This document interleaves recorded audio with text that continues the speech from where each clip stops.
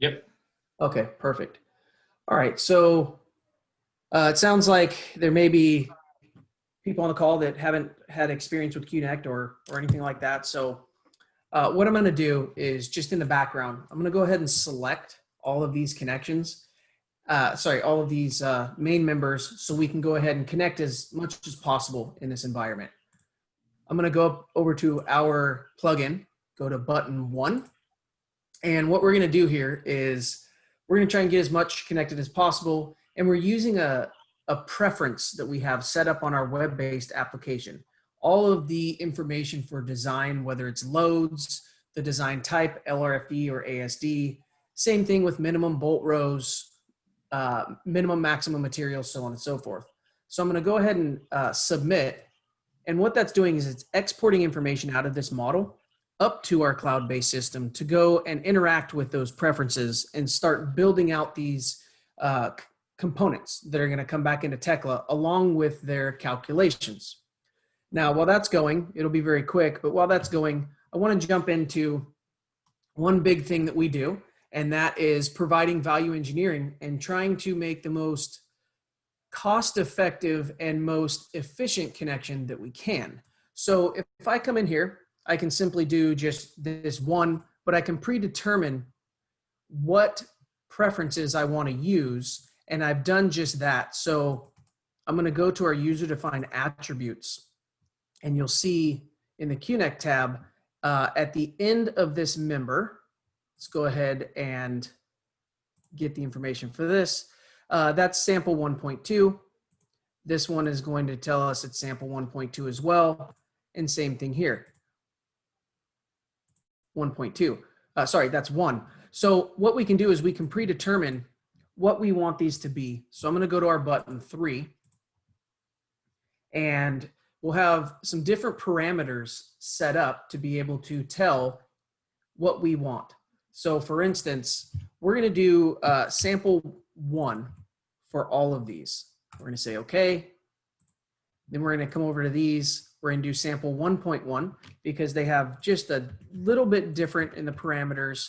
And we're going to break this down step by step to see how we can get efficient with this. Okay. So what we should see now is, what we should see now is different connections that we're going to run. We'll go to button 1. We'll export this out.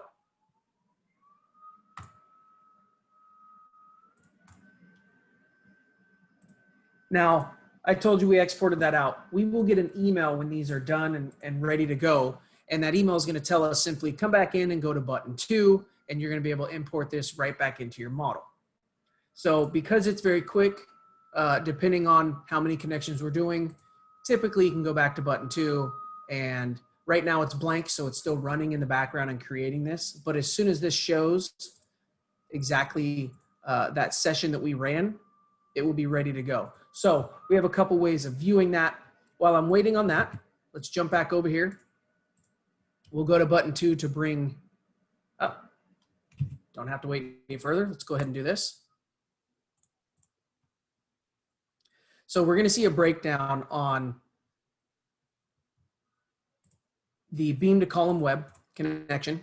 Okay. And what you're going to see here is we have beam to column web with an extended shear plate, and we also have stabilizer plates. And then we can break that down to all the way down to no stabilizer plates with different vertical spacing. So we have what we call bolt optimization. So we go from a 3-inch vertical spacing, and we take that all the way down to either 3, 4, 5, 6-inch vertical spacing. We can control that in half-inch increments, really however we want to control it. So what you'll see here is we have 5 bolts minimum. If we do away with the minimum requirements, you'll see we can do 4, but then also we went from 4 on the beam to column flange down to 3, and that's because we adjusted that vertical spacing in doing so.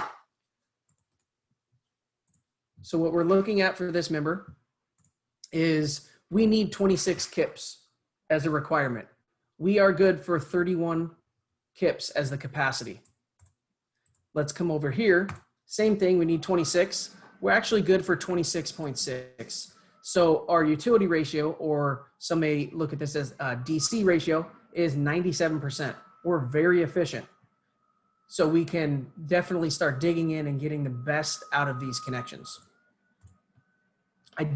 Before I continue further, I do want to ask if there's any comments, questions, concerns on any of this, just to kind of get a feel for who's involved and what they may be interested in. Yeah, I actually have a quick suggestion. Sure. Would you be able to take us a few steps back and tell us a little bit about Qnect and what it does? Sure. Just in a more general perspective, because I think that would be very helpful to many people here.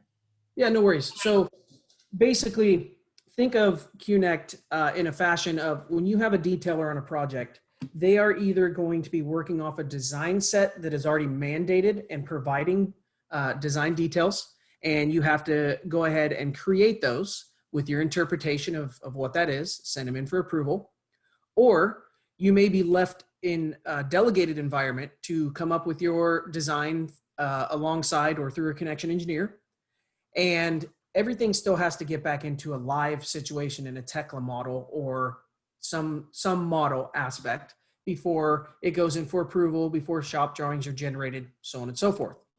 In doing so, we actually do, depending on the project, anywhere from 60 to 80, sometimes more, of percent of those connections.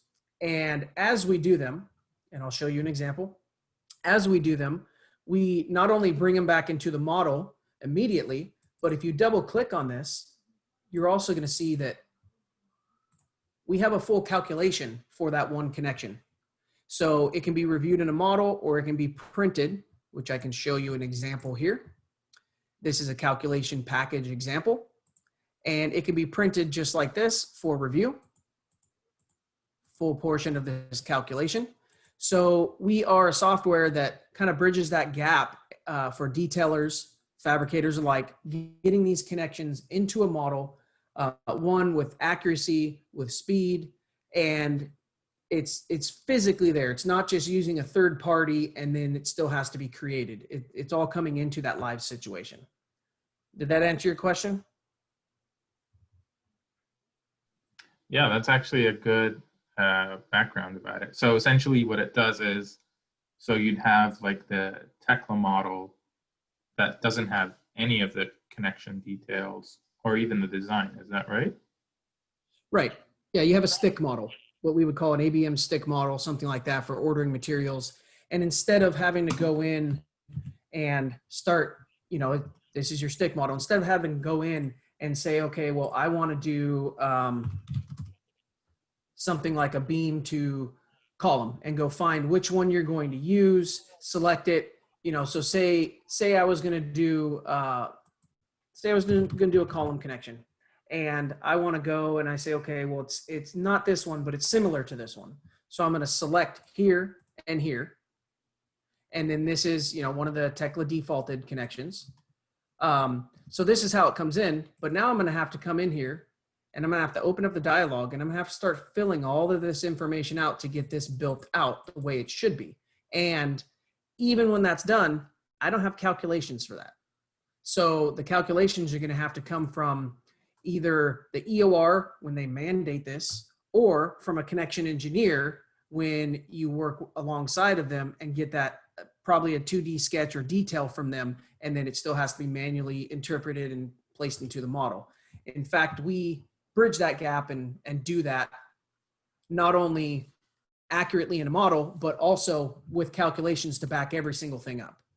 So that being said, let me, let's see, let me go back to that view. Let me go ahead and bring these connections in, and I'll show you how many of these connections were done and that they're coming right back into the model. And this was something I ran, real time. It's not predetermined or anything. This was done real time from earlier in this in this lunch and learn. So Qnect basically is an add-on style Right. of tool that works with Tekla, that essentially is the popular software for steel Yeah, I design. would say it's the #1 leading software in steel detailing and modeling. So you can see that there were 113 connections. Obviously, it was done in a matter of just seconds or minutes, however you want to look at that. We'll go ahead and close this notification. And you'll notice if it is green, that means we connected both ends of that member. If it is yellow, that means that we are looking at the handle. So the start and end handle is how Tekla functions with, positioning. So the start handle is always yellow and the end handle is always magenta. So what that's telling us is, for instance, at this location, this member is yellow. Well, what does that mean for us? Well, that means that we are lacking a connection at that yellow handle. Okay, that means there is a connection here.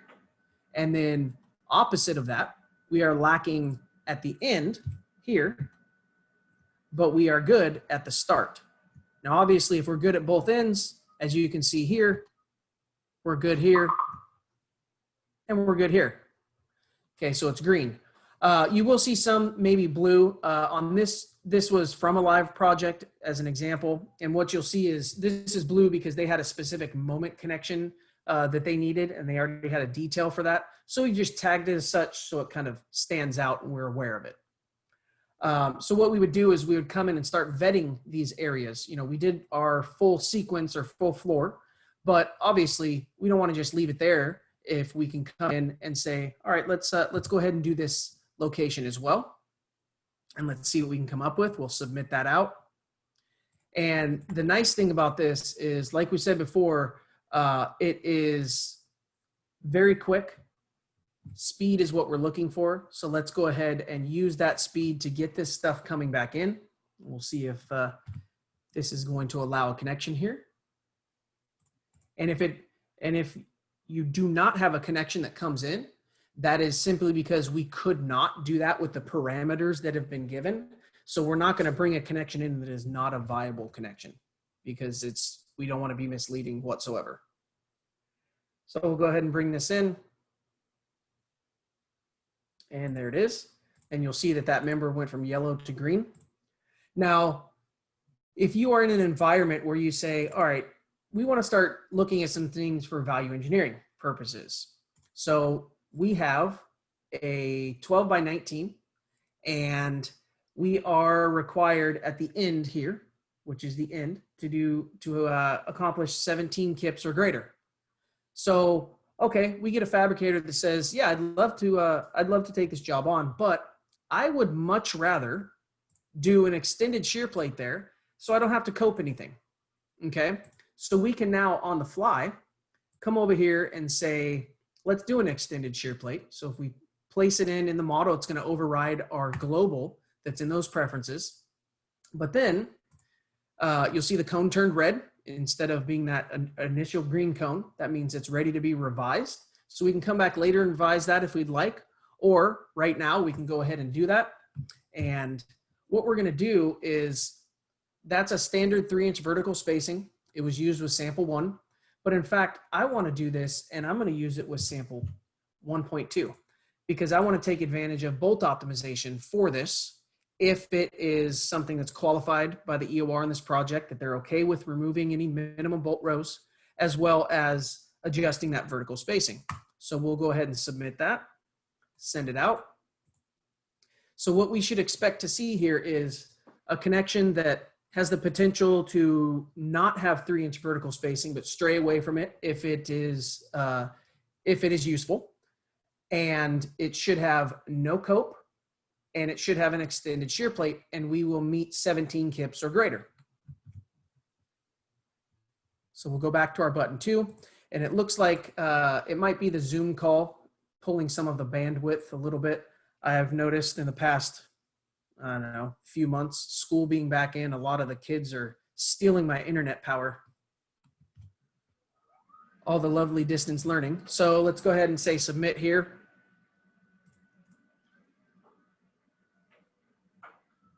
And as you can see quickly on the fly, we were able to still keep the same amount of bolts, but let's see if we had any adjustment in our vertical spacing. We didn't. So really, the same connection that could have been mandated by an EOR or could have just been kind of the industry norm, we really didn't have to worry about taking it to a shear plate, because really, we were already good for 18 kips as an extended shear plate. So we can really start looking into these environments and saying, well, what's the best solution? You may get a fabricator that comes in and says, you know, I know you would rather us have shear plate. You don't really have a design, but we're a bolted shop. We have equipment that's ready for it. We would love to go that route. So, okay, that's fine. Let's go ahead and bring this now back in as a single angle that is bolted. We'll still take advantage of that bolt optimization.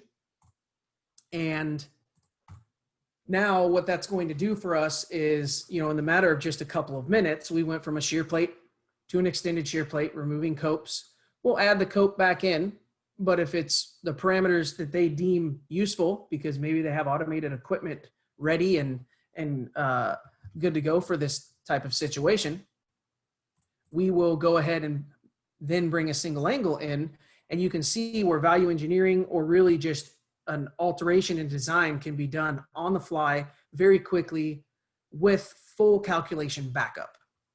So while we're waiting for this single angle to come back in, if there's any questions or comments or anything, I would say go ahead and feel free to speak up on that now.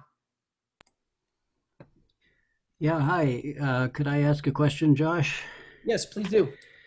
Yeah, I'm wondering about a couple things. One, off the top, you were talking about preferences, and I think you just indicated about the switching the connection types just there.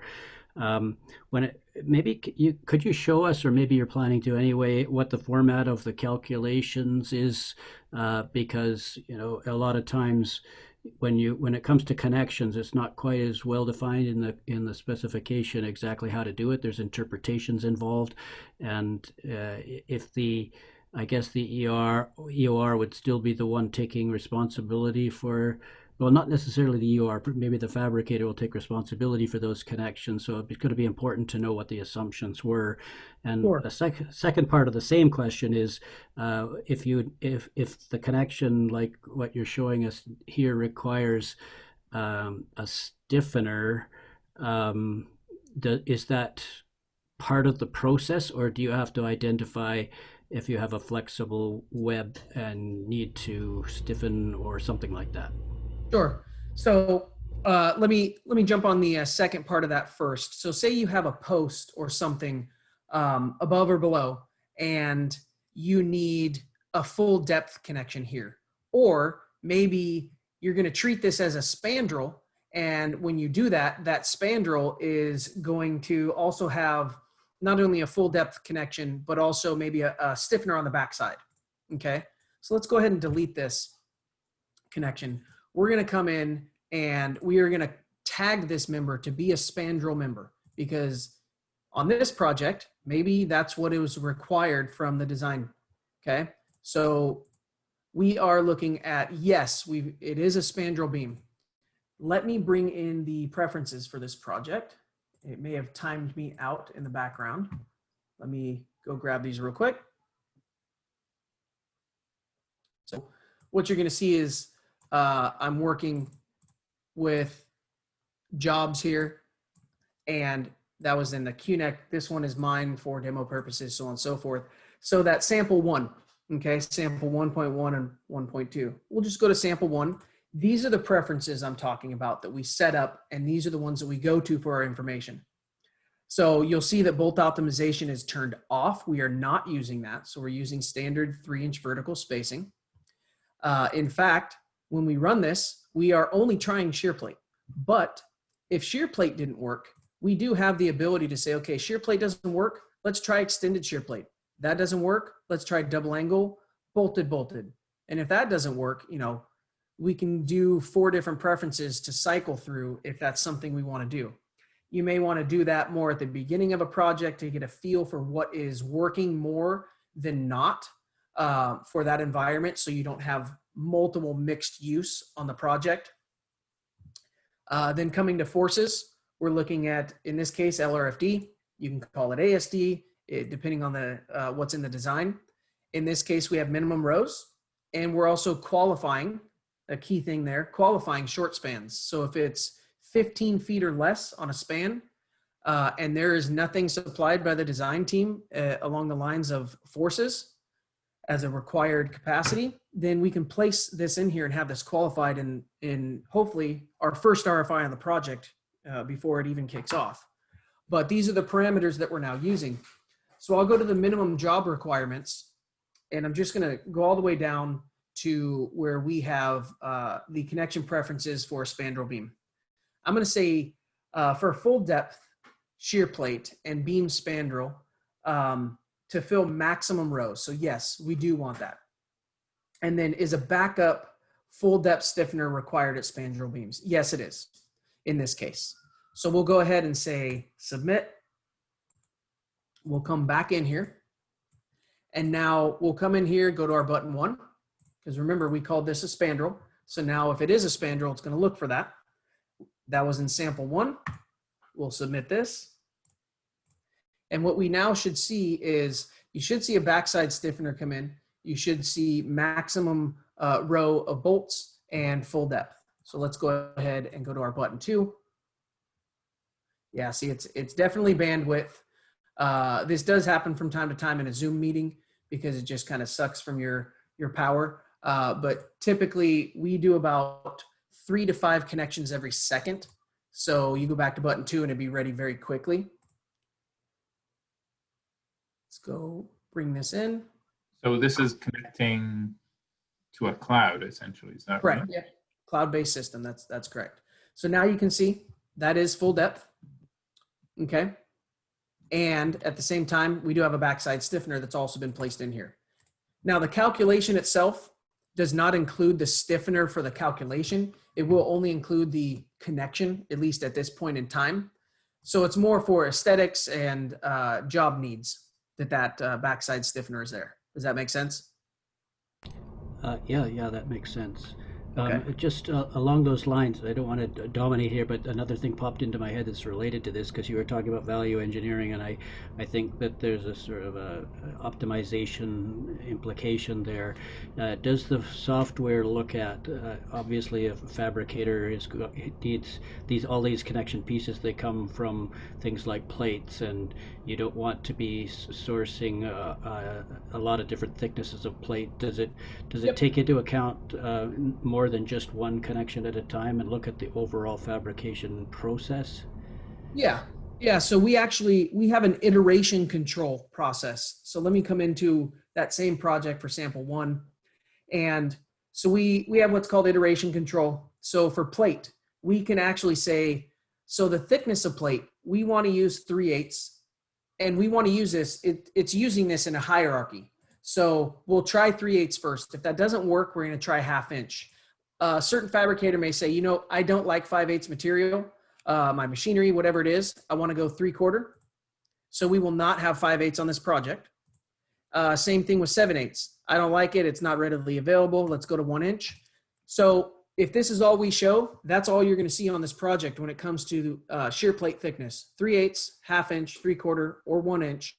And in that order, it would be achieved in that order: first, second, third, and fourth, if possible. Does that make sense? And does that answer your question? Yeah, absolutely. That answers my question. Thank you. Yeah. Same thing for the vertical bolt spacing. So we can do even 1/4 inch increments, but we can set it up 3, 4, 5, and 6, or we can set it up to go any interval. We do have some fabricators that say, I want 3, 4.5, and 6. Perfect. Let's do that. And we'll do it in the order that we want to see it. Single angle connections, double angle connections. We can also put an iteration on the material that we want to use and only use, and in what order we specify to try first, second, third, so on and so forth. And then your initial question with the calculations, let's go back to this connection here. Just a standard, in this case, it becomes an extended shear plate. if we double click here and bring up our dialog, so this is a summary of what's going on with this one connection. You'll see that, let me show you real quickly. You'll see there's a connection code here, which also means something. It is a beam-to-beam connection. That's the BB. It is a shear plate connection, whether it's shear or extended. And then the second S, that means that there's only a vertical shear associated to this. If that was SA, it would mean shear and axial, which is tension and compression. SAT would be shear and axial tension. Obviously, you see what SAC would mean. So we now know just by the name what style of connection this is. And then we also group these if they're the same filler beam size and support size. And then we have their own unique number for that location. So let's look at that, because that lives and breathes in this model right here. So you can see this was the end location. You can see this number here is what is associated here. And I'll show you a couple examples after the calc of why that is very meaningful. So you come in, go to the calc. Every single time in your calculations, you will see this format. Main calculation, every time. Bolt strength, bolt bearing, every single bolt broken down into row and column. Okay. Same thing with the beam strength.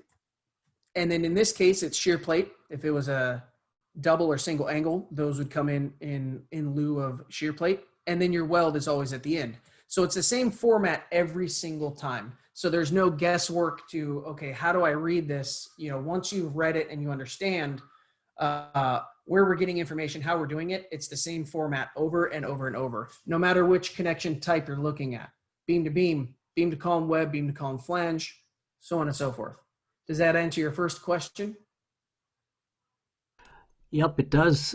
And very quickly, do you have the Canadian standard in there, like S16 and those?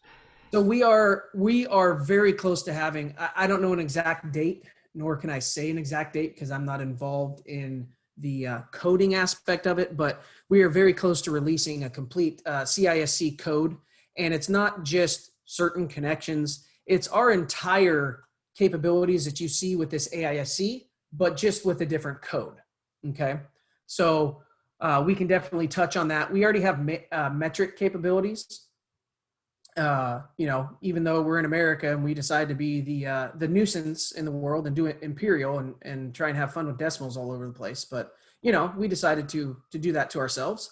But we do both, and CISC is coming. I'm hoping, at least from what I've heard, I'm hoping before the end of this year, you know, because there's definitely a lot of CISC projects that we could start doing, and we're missing out on them, unfortunately. And we don't want that to happen. We want to keep pushing.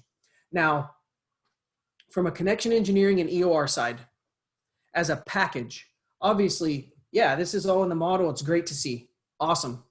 How do I review this if I do not have access to a model? How do I review it and have hard copies and everything for record, right?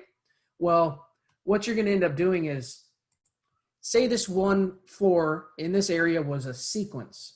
You can go ahead and select this sequence, or let me go to, let's see, let me get a different view, an overall larger view of this project, not just the example.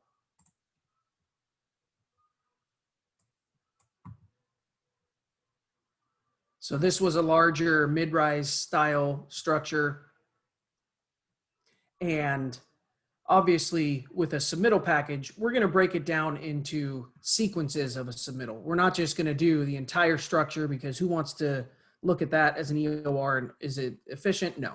So let's go ahead, and we want to look at a certain phase. So we'll go to this sample phase and we'll select this. So that's this phase here. It's 3 tiers. Obviously not the easiest to erect, but 3 tiers. We're going to select that, and we're going to export that as a model sync. So we're syncing this model and sending that out to our cloud-based system as a report of just what's selected there, just those connections. And then we compile that in a calculation package that looks, like I said, just like this. It'll print out the PDF immediately. This is all accessible. But then to go along with that is a connection code map. So this is a defaulted code map, little minor editing by detailers as you're going to have no matter what. But you can come in and say, okay, what am I looking at here? What's going on? Well, we have our naming convention in our profile. Here is the capacity in which this is worth at this end, same at this end. But what does this mean to me? Well, this filled in circle is my start location. And every single time my start location is on the top and my end location is on the bottom. So this will always go to the free side with no filled in circle, and the top will always go here. So we have a legend to explain all of this, going through, what is your framing condition? What is your connection type? And then your format, like I mentioned before, could just be an S like we saw, or it could be SA, SAT, SAC, so on and so forth. But it's physically telling you what to go look for here. So you would be able to expect something along these lines of a connection code map along with a submittal package for your calculations. But let me take it one step further. I believe I also have a sample, yes, a shop drawing. So if you already have that as cross-compatible documents, why would you not try and do the same thing on a shop drawing? Okay, here's your grid intersection where this is located. Your left end connection code. There's the reaction that you were given. Here's what you're required to have and meet. Here's the capacity that you met that with. Same thing with the right end. Now imagine how you could streamline a review process when you have a connection code map that now interacts with the shop drawing that also all matches your calculation package, more than likely just for one sequence at a time. I would imagine, that means more to you on your engineering side. Would you agree with that? Yeah, yes, yes, I agree. So yeah, that's more or less that's Qnect as a whole. Now, like I said, I don't know if anybody has any experience with Tekla at all in the room. But one thing that most people do not know, they don't realize, and why would they, is every job, for the most part, is backloaded with hours from the detailer side, but nobody realizes this. So you see how this is all set up, nice and neat, everything's good. Running dimensions are all here, they're associated to where they need to be. Same thing with certain predefined sections, calling out everything you need to see, three-sided welds, all of this, dimensions that are going to locate everything. But what happens when there's revisions? Okay, because what happens now currently is in Tekla, you have a revision, you have to remove or adjust something. You have to start scrubbing that drawing. Nobody wants to scrub a drawing when it's already coming back from approval, because then your fabricator says, hey, why isn't this in the shop? Well, I still have to manipulate some things, and that means I have to adjust these drawings. Oh, well, it was approved. It should go right into production. So there's kind of this gray area that people don't realize. Now with Qnect, let's go ahead and just move this main member. And you'll see as soon as we do this, we're going to move it up 6 inches. There's that red cone. Hey, this needs to be re-engineered. So one thing we do for our users is we're going to say, let's save this model. And as soon as I do, not only did it save what I have here, but in the background, it's going to prompt us and tell us, oh, there's Qnect connections that still have to be run. So yeah, it could technically still be a viable connection, but it has to be rerun to make sure that your parameters you have work, right? So there it is. There are some Qnect connections that have been modified, but not sent for reevaluation. So we make sure that when you change things, you look at it again, because it's doing your due diligence. So let's go ahead and look at this just to make sure nothing happened. But what I'm going to do is, in fact, something will happen to this member, because I'm going to come in and say, at this location, we were looking for 30 kips. Well, you know what? Let's go now to maybe we said, you know what, this really only is supposed to be 15. So we'll adjust that as well. Okay, make sure that it took on those properties. So it's 15 we're really looking for. Can we get better and not have to have 35? Well, what you should see is a single column of bolts go away. So let's go ahead and say submit. Send that out. Now, the whole goal and purpose of this was, yes, get a connection that comes back in that's viable, but at the same time, when we do that, what does it do to our shop drawing? And can we keep that in a fashion, man, that internet, can we keep that in a fashion that it's not going to force us to scrub drawings and update drawings all over the place with multiple revisions and, oh, well, now this section cut doesn't work because it's blank where that used to be because it has deleted a connection and brought a new one back in, which in turn, what we do is we manipulate what was already here for materials and just physically adjust it instead of deleting and reevaluating. So we'll go ahead and do this, bring this new connection back down from the cloud. In fact, we did do away with column of bolts. Now let's go back into that drawing. It's going to ask us to perform numbering because this piece mark is going to have a different part mark for that now. It's going to be different. The fabricator is going to have to either recreate a new part or something along those lines. Now, in fact, everything's still here. It just has a cloud because this, I believe, was like a P25. Well, now it's changed because it's a new piece. And it's showing us, hey, this moved. It moved up. That's what these clouds are telling us. This plate moved up.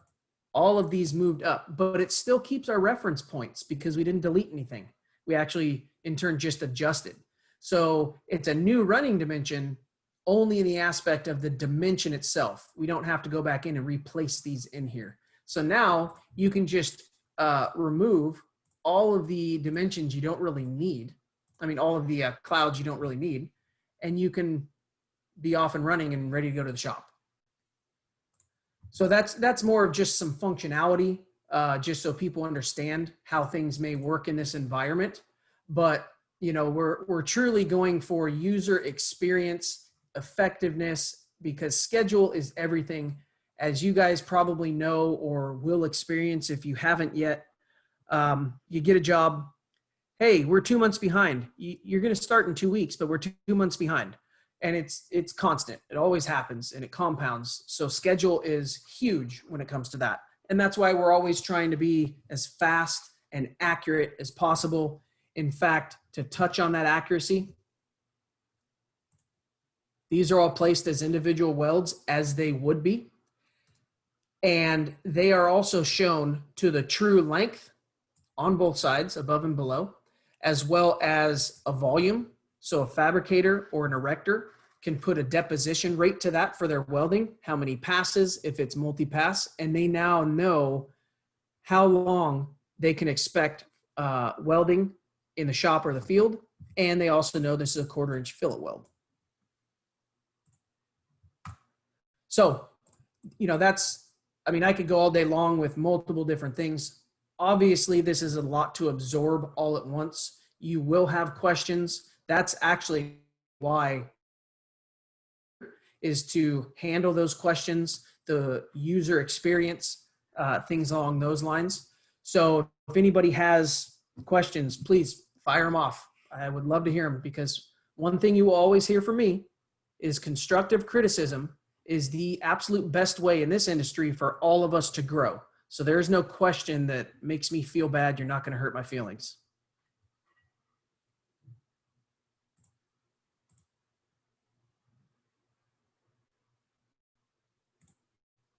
And don't everybody ask a question all at once either.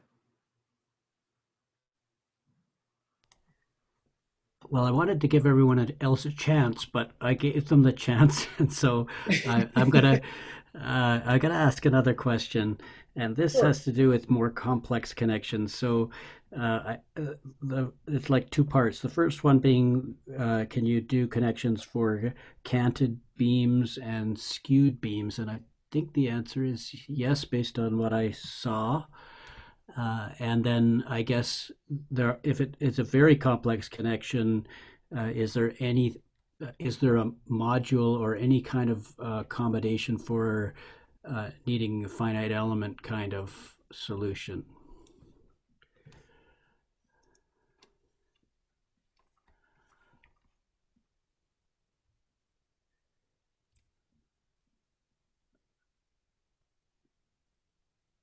Okay, hello? Oh, I think we might have lost Josh. Can you hear us? Uh-oh, I still see his box. Are you still there? Yeah, yeah. Okay. Did it cut out for a second? Yeah, we thought we had lost you. Yeah, no, it must be my area. So unfortunately, we're not too far in any direction from a lot of the fires. So Oh, okay. yeah, I'm in California. So for me, having fun. Um, I don't know what all you heard, but I'll go back to your second question. We do have different aspects of contracts from clients. We have the capability of stampable in all 50 states with connection engineering partners of ours. So it really depends on that situation. But if we do not have a connection that works, this is not the best example because we did a lot on here. But if there's an area where you may see CE that's been placed in, that's more of a temporary environment because we're going to send that to the connection engineer, whether it is in our contract or it is with just the project in general. But now that's going to point those areas out for them. They're going to review and confirm what we've done in these areas. And then the areas that we didn't, when they see these types of things, they're going to go in there and if there's a requirement to provide a detail, they will, some type of sketch. And then if the detailer is maintaining this model properly, they will go in and place that sketch ID into the model so it shows up on the shop drawings and on a code map such as this. Now, when it comes to your first question, let's go ahead and let's put a brand new member in here. And let's say we have a beam and we're just going to bring this in. Let's go ahead and move this beam. Just going to move it, I don't know, 8 feet, just right over here. Now, let's go ahead and rotate this. Obviously, we're going to skew this beam, right? And when we do that, let's go ahead and rotate it, we'll say 60 degrees. Okay, so we will not do bent plate connections. So we are in the realm of between 30 degrees here and 30 degrees on the other end. We will not do in between that. But from 30 all the way to 150, we will do those connections. Does that make sense? Yes, does make sense. Okay. Thank you. So let me go ahead and move this tiny bit. Let's go ahead and try this connection. One thing I also want to show is, do we have any loads associated to this guy? And we don't. There's no loads here. So that will bring up one other item for us. And let's go back to these preferences because this will be beneficial for you. We're going to go to our sample one. We have those minimum bolt rows required. But what else do we have for our forces? So we're LRFD, but there's nothing in the model for forces. In this case, if it's 15 feet or less, it's going to use something that's qualified here. So I'll probably extend it to be past 15 feet because I want to see, we can tell it to run off of a UDL factor. And in this case, we can go 50% off of that span. And let's do exactly that. This is 10 feet. So let's go ahead and move this out to be 20 feet. So we get that UDL because what we're going to have in our user defined field right now should be nothing. These are all blank. Okay. When this is done and comes in, you will see the UDL code that was used, and that'll show us 50%. I believe it's 0.50, something along those lines. So let's go ahead and run this. Make sure that, yep, run this. Great questions, by the way. It's always good to have interaction on that. Never hurts.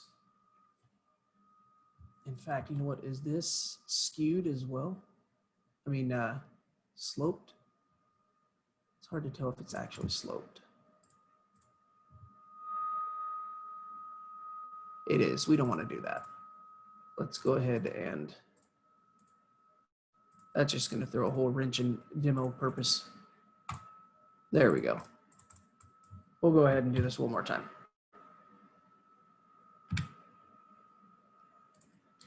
Now let's see if we can catch it since the internet's been a little bit slow. If I come in here to our dashboard for sample one, so it's done. If it wasn't done yet, you'll see a percentage here of completion on that session. But this one is done. So we should be able to come in and, And if it's still blank and the session is done, we do have the ability, either it's still internet or we can go into our reports. We'll go to that latest one. Bring it over to our include list, all, and we'll say no connection summary. So it was successful. If it was not, it would say that it could not connect it and it would give you a reason why. So it's probably just a little bit of lag time in internet getting back from the cloud to our system. And there it is.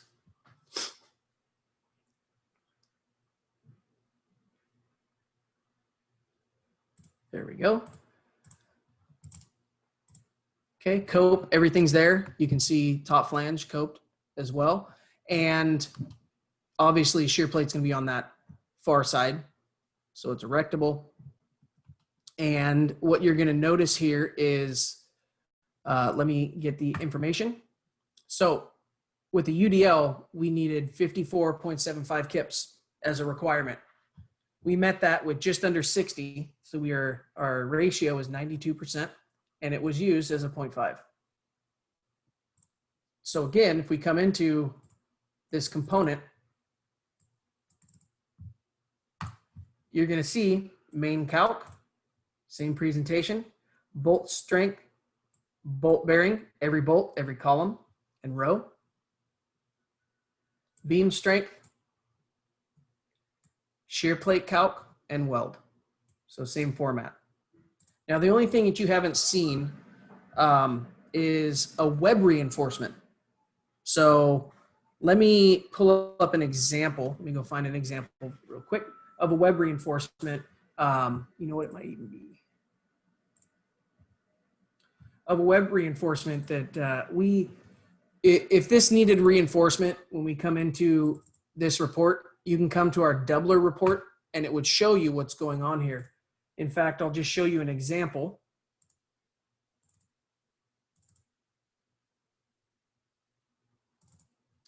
Okay. So we have the ability to say, okay, this filler beam that's a 2455, we were working off of a chart or a schedule on this project. They tell us we need 200 kips. So it's a 34-foot span. We're looking at this saying, well, really not doing a whole lot, but it's in that environment where all these other ones do require this. Well, in fact, in this case, we're only good for 137 kips with our capacity until we have to reinforce it. When we reinforce it, here's our reinforcement. It also gets modeled in with that reinforcement. So if we send this spreadsheet out to an EOR and they're willing to accept reducing to remove these, because typically they're $300 to $600 a piece for a fabricator in the shop, and typically they're not aware that they're going to exist. Most of them don't even have a unit price for a general contractor, so it can get kind of messy. But if we can remove these, great. If not, we already have this modeled in and ready to go. So we have multiple things going on there, but from the engineering side, I would imagine you would definitely like this. And I believe it was Robert. So I I would think that you would see some benefit in this as well. Yeah, that's all good. I guess the other half of it was the canted beam. So I can see slope and skew. Slope in this case is 0, but I guess the connections can be designed if it's not 0. Right. So as far as slope would go, we can do half on 12 maximum currently. We're working on updating that more and more. Right now it's half on 12 along those lines when it comes to any type of sloped connection. Okay, so half on 12, that wouldn't be like a really pitched roof Right. situation. Yeah. That's correct.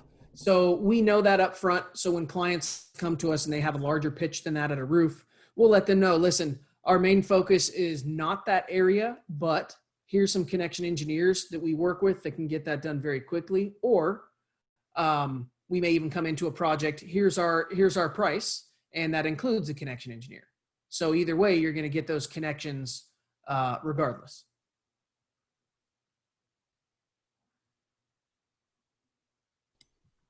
Anyone out there who works in the real world will have a question?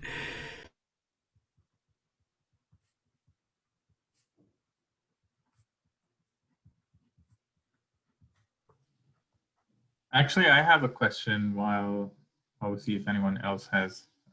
Seems like Sure. we've been asking all the questions today, but that's okay. So I'm finding it a little difficult for me to wrap my head around what Qnect's part would be, say, on a project, because you've been mentioning contracts and things like that. So I'm not sure. Is this a software that I would buy, for example, and then I would use, or would you be involved like as part of the project team as Qnect? Sure. So because our industry is so, it's unique, right? It's not just catch all. So because of that, our main goal is to just be a software, but we also know that sometimes we have to step in and be kind of, maybe not really the middleman, but we really kind of have to put a team together. And when we do that, we still try to step away. The contract may technically be with us, but when we have a detailing partner and a connection engineering partner, we like to let them run the project because they're the ones running the project. So sometimes we step in and we're just there for technical support. Other times it's just a software and that's all it is. We're not even really involved except for technical support. And then there are other times, and this usually just happens with very large fabricators and large projects where usually I'll be involved to a degree, and it really depends on how they want to contract the project. Our main focus, we would much rather just be a software company. But like I said, until we get to a very certain point, this industry is very unique and every job is very different. So we really have to take that for what it is and not really just leave people out in the open and say, hey, here's a software, good luck. You're left to your own devices. So we kind of read what that is and step in if it makes sense. Does that answer your question? Yeah, that's very clear. And yeah, I do agree. It's a bit of a tricky Right. situation. Mm-hmm. Sure is. Yeah. Been around for 17 years in this, and for some reason I just stayed. Shame on me.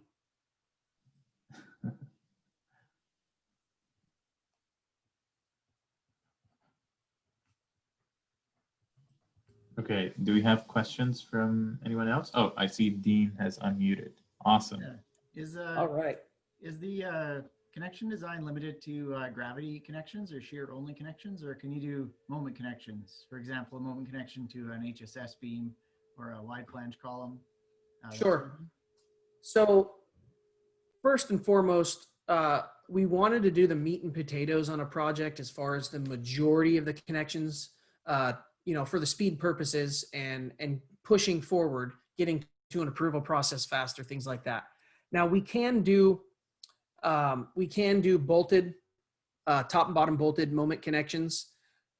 We are working on adjusting and implementing more. Currently, if we do a connection on either one or two flanges for moment, we are not able to do the web, or the other way around. If we do the web, not able to do the flange.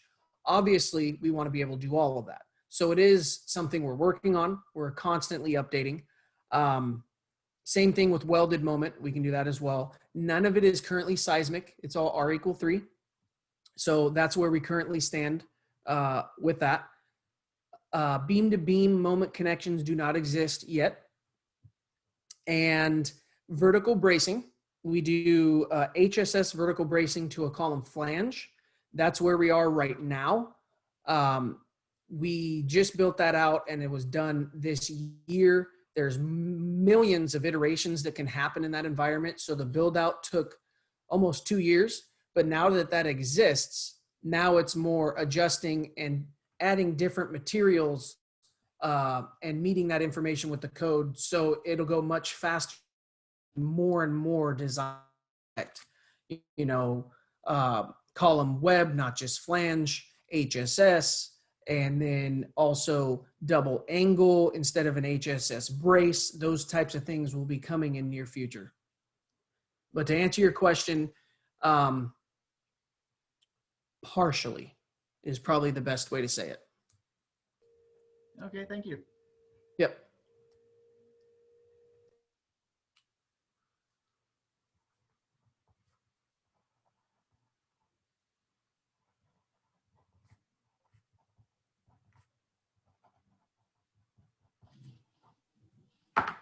Okay, awesome. So any more questions?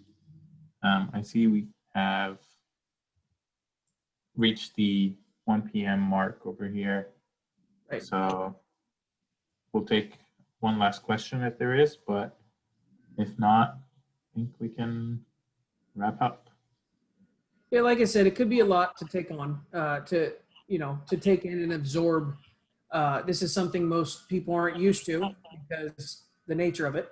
So not a big deal. If something comes to mind, Christian, I would imagine, is going to send out contact information and such. If something comes to mind, feel free to reach out. I'm always here. Okay, awesome. So I think that's a good place to end there. So we'll get the contact information from Christian, and if anyone has any follow-up questions or would like to learn a little bit more, that would be the way to go. So with that, I'd like to thank everyone for attending today, and especially thank the Building Point, our Steel Center member, for facilitating and making this presentation happen. And thank you to Qnect for being here today, and to all of our members. You're seeing their logos on this screen there. So thanks again. This presentation will be on our website if you need to go back to it. And please keep an eye out for our next presentation on November the 6th by Colin Steele and Steadfast Engineering. More information on that on our website.